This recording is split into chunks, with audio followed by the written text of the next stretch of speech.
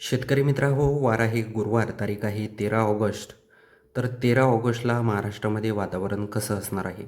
आपण जर कणकवली, सावंतवाडी, त्याचबरोबर मालवण, देवगड, विजयदुर्ग, राजपूर, लांजा, त्याचबरोबर संगमेश्वर, चिपळूण, दाभोळ, खेड, दापोली, जयगड, महाड, मंडणगड, माणगाव, लवसा, लोणावळा, कर्जत, पेण, अलिबाग, नागठाणे, मुरुड, जंजिरा हा जर परिसर जर बघितला तर या भागांमध्ये काही प्रमाणात पाऊस असणार आहे.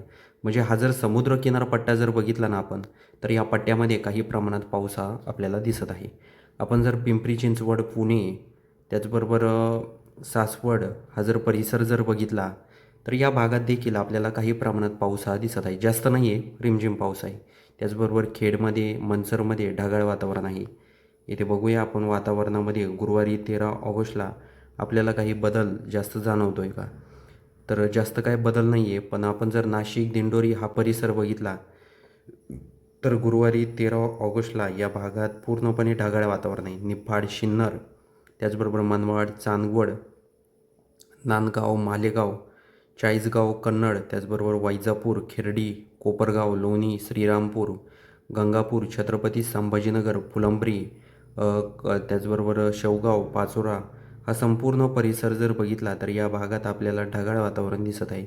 बाकी जर आपण सकाळी सकाळी जर बघितलं तर बुऱ्हाणपूर, बोदवड, जळगाव या भागांमध्ये काही प्रमाणात आपल्याला पाऊस हा दिसत आहे.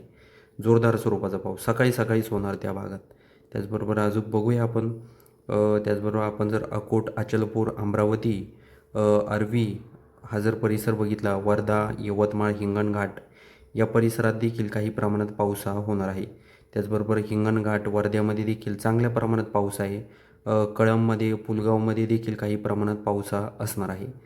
त्याचबरोबर भंडारा, तुमसर, गोंदिया, त्याचबरोबर देवरी, साकोली, गडचिरोली, चामोशी हा परिसर जर बघितला तर या भागात देखील काही प्रमाणात म्हणजे पाऊस आहे. भंडाऱ्यामध्ये देखील चांगल्या प्रमाणात पाऊस आहे. भंडारा, तुमसर, त्याचबरोबर रामटेक या भागामध्ये.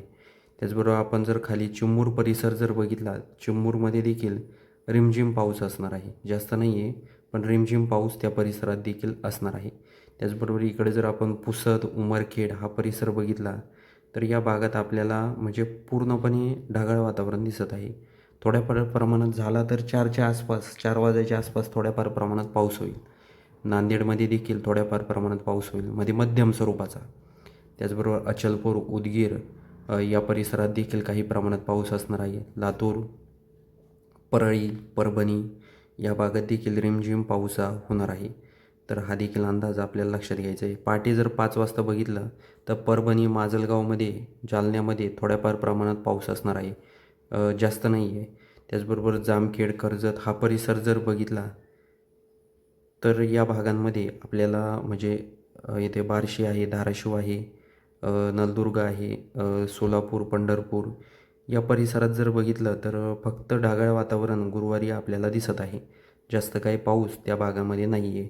त्याचबरोबर सांगली, ईश्वरपूर, तासगाव, अंजनी, इचलकरंजी, कोल्हापूर, निपाणी, त्याचबरोबर आपण जर जत परिसर बघितला तर या भागात देखील रिमझिम पाऊस आहे. जास्त नाही आहे, रिमझिम पाऊस हा असणार आहे. तर म्हणजे इकडे जास्त प्रमाणात पाऊस आहे. सावंतवाडी, कणकवली, राजपूर, रत्नागिरी, चिपळूण, दापोली हा जो समुद्र किनारपट्टा आहे या भागात चांगल्या प्रमाणात पाऊस हा असणार आहे. तर शेतकरी मित्रांनो, हा गुरुवारी 13 ऑगस्टचा हवामानाचा व्हिडिओ आहे. हा व्हिडिओ तुम्हाला कसा वाटला हे आम्हाला कमेंट बॉक्समध्ये नक्की सांगा. चॅनलवर नवीन असाल तर चॅनलला सबस्क्राईब नक्की करा. त्याचबरोबर तुम्ही कोणत्या गावातून आपले व्हिडिओ पाहतात हे देखील सांगायला विसरू नका.